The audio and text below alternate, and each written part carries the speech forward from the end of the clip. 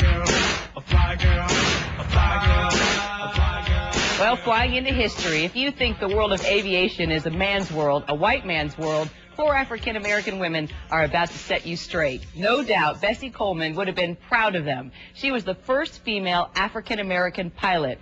And these 4 little girls that you see here grew up to follow in her footsteps and to continue up the path that she pioneered.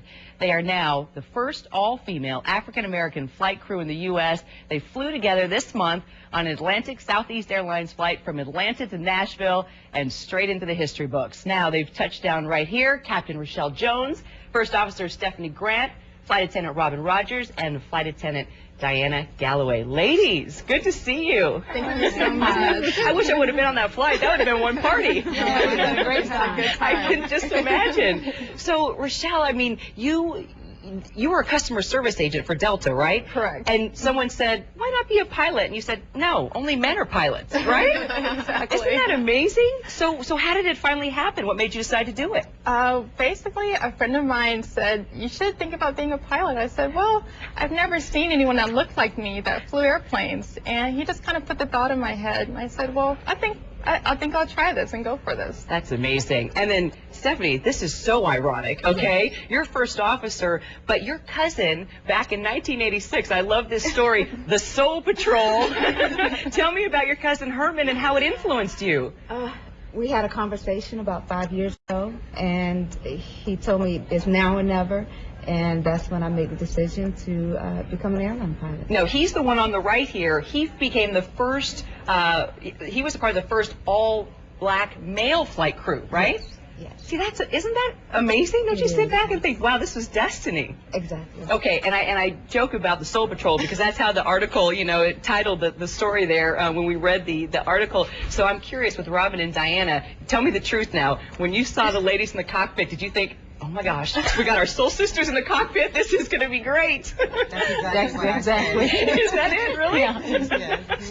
And so, yeah, what did you say to each other? And did you come and meet Stephanie and Rachelle and say, oh my gosh, this is amazing? Did you know it was historic? Well, not at the time. We didn't. It kind of became reality later, afterwards. But at the time, we just thought it was great, and it was a wonderful opportunity. We thought it was cool for all of us to be flying together.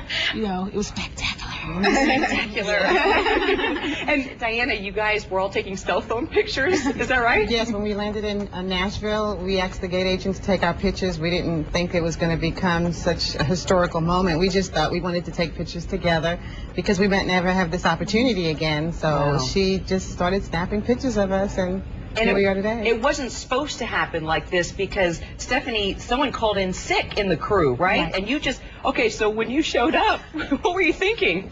I was just so excited because I just met Rachelle just a few weeks prior.